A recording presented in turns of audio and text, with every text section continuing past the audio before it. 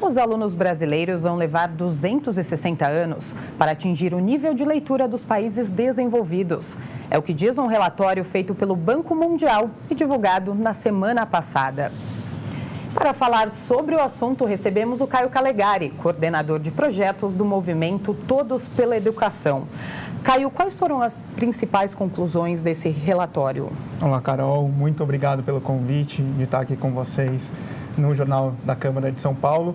Os principais resultados desse relatório, principalmente do Brasil, mostram o quanto a educação brasileira está numa condição que a gente tem que considerar como alarmante.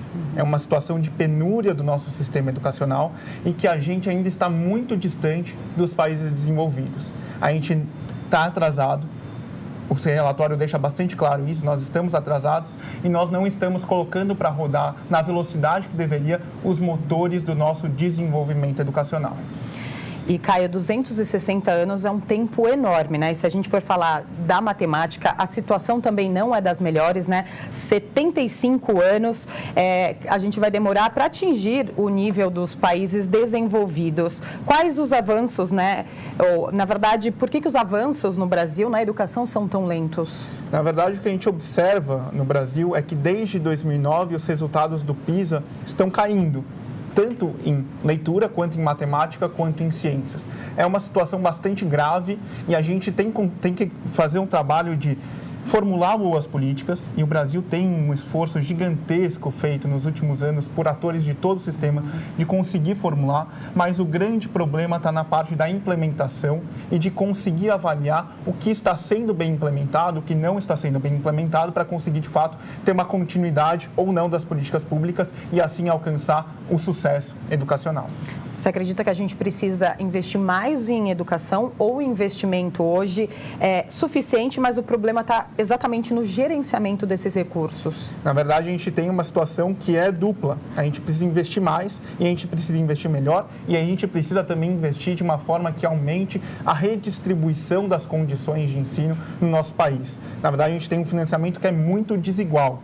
Então, se a gente pensa nesse tripé do financiamento, a parte de investimento superior, só um dado aqui para ilustrar: no Brasil, o investimento por aluno do ensino fundamental 2 até o ensino médio é 38% do que é o investimento médio nos países da OCDE, nos países desenvolvidos. Ou seja, a gente investe pouco, né? Mas esse investimento ampliado, ele tem que ser bem direcionado, ele tem que ser bem gerido.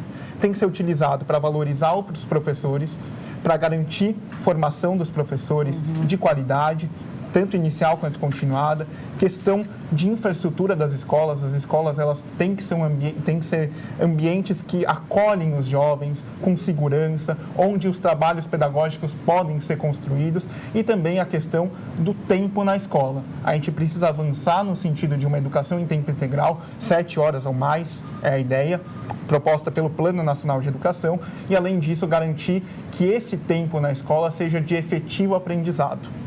E isso passa também por garantir condições para que os professores possam desenvolver trabalhos de educação integral nas escolas. Caio, você falou dos professores, né? Nos países desenvolvidos como o Japão ou a Suécia, né? Eles buscam atrair os melhores profissionais para serem professores. É uma carreira de prestígio. Como valorizar esses professores aqui no Brasil? Você acredita que é exclusivamente a questão salarial, que a gente sabe que os professores não ganham também? Isso acaba mexendo muito com a educação. É uma questão salarial, isso sem dúvida, quando a gente pensa do ponto de vista dos nossos indicadores. Então, por exemplo, quando a gente observa o salário de um professor comparado com um profissional que tem a mesma escolaridade, o professor recebe só metade, em média, no Brasil. Que estímulo, né, que os nossos estudantes do ensino médio têm para entrar na carreira docente. Mas não é só uma questão salarial. Precisa também ter a construção dessa imagem da importância do professor, que é, sem dúvida, o profissional mais estratégico para o desenvolvimento do país. Se a gente precisa desse trabalho da sociedade, isso passa também por uma valorização do professor pelo aluno e pelos pais dos alunos, né?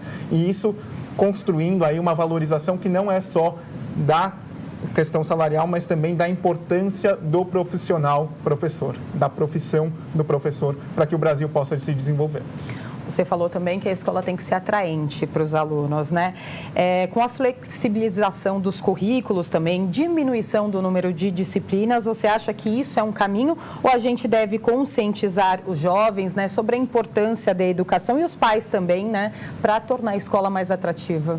A flexibilização dos currículos é um dos passos que tem que ser dados segundo a perspectiva dos próprios jovens. Em pesquisas feitas com juventude, né, no Brasil, com as juventudes no Brasil, eles demonstram um interesse maior por um sistema que seja híbrido entre as matérias que são as matérias core, né, as matérias do currículo, e também algumas possibilidades de escolha que eles efetivamente tenham para construir a sua trilha formativa. Mas não é só isso. Esse é um dos passos. A gente tem outros passos fundamentais para serem dados e que a gente ainda não está construindo da maneira como a gente deveria. Quais? Questão, por exemplo, de infraestrutura das escolas. A gente ainda tem, por exemplo, 23% das escolas de ensino médio não tem quadra de esportes. A gente sabe o quanto que o esporte é fundamental como atrativo na escola, né? Isso para os jovens, tanto de todas as classes sociais, né? E a gente, então, tem o ponto de vista da infraestrutura, tem também muitas escolas no Brasil, principalmente na zona rural, que não tem o mínimo do mínimo, não tem, muitas vezes, água tratada, não tem energia elétrica, não tem esgotamento sanitário, não tem banheiro dentro do prédio. São questões fundamentais e que simbolizam a dignidade do espaço escolar. Sem isso, como que os jovens vão se considerar tratados dignamente e, portanto, conseguir evoluir na sua trajetória escolar? Esse é um ponto, infraestrutura. Tem também a questão da formação dos professores. A formação dos professores é fundamental para que a gente consiga transformar o trabalho pedagógico no ensino médio, uma vez que o trabalho pedagógico atual tem levado só uma taxa de 7% dos jovens chegando ao final do ensino médio com aprendizado considerado adequado em matemática. Só 7%. Então, a gente precisa transformar isso.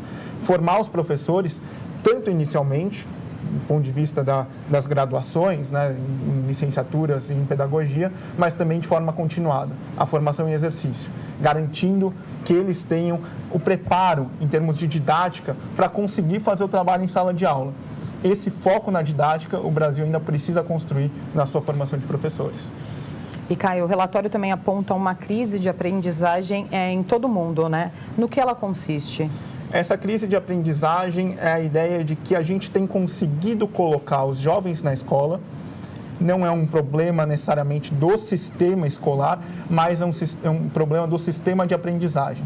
Nossos jovens, nossas crianças estão na escola, apesar de no Brasil a gente ainda ter 2,5 milhões de crianças e jovens de 4 a 17 anos fora da escola. Mas no mundo a perspectiva é que a gente tenha avançado nessa questão do atendimento escolar.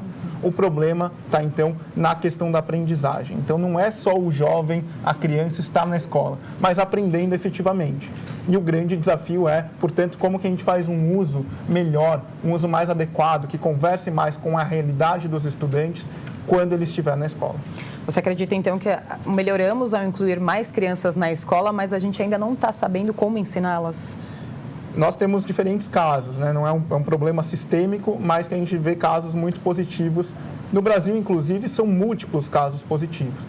Então, nós sabemos como ensinar, os professores sabem como ensinar, mas existe uma dificuldade de como fazer isso de forma sistêmica, principalmente quando a gente não tem as condições todas garantidas, condições em termos de ensino, né? Então, como que você vai ensinar se você não tem infraestrutura adequada?